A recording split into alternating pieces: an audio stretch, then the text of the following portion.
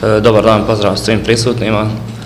Evo, pred nama je još jedna utakmica, još jedno gostovanje, ovaj put u Banja Luci protiv ekipe Borca. Ekipa Borca je ekipa koja igra jako atraktivan fudbal, što je pokazala kroz mnoge utakmice. Uvijek imaju najviše ambicije kako u ligi, tako i u kup. Pratili smo naravno Bojac u Europi, igrao je jako dobro. Možda im je falilo malo sportske sreće da prođu u narodnu fazu takmičenja.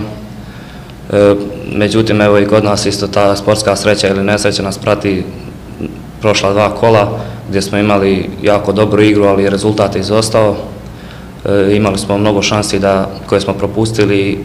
Na kraju u zadnje 2 utakmice 0 bodova.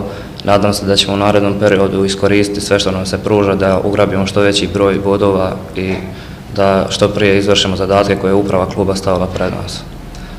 Što se tiče nas, igrača, dosta nas je bilo van stroja. Evo, ja sam 10 dana odmarao, tačnije nisam mogao da treniram jer sam imao operacioni zahvat na Gornjoj vilici. Par igrača je povređeno, Nikola Dujaković, imamo Zoran Karać koji vuče povredu već još od prvog kola, Siniša Dujaković ima problema sa listom. Također neki igrači su imali neke sitnije povrede, ali evo nadam se da ćemo izaći na gradski stadion i dati sve od sebe da se pokažemo u što boljem svjetlu. Kakve su ambicije? Možete li se u doboj vratiti sa nova tribuna i prekinuti ovaj najslavniji niz? Pa dobro, evo kažem,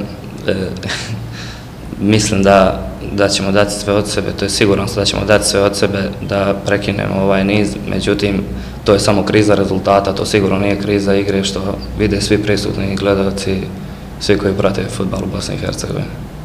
Znači nova 3 boda. Nadam se.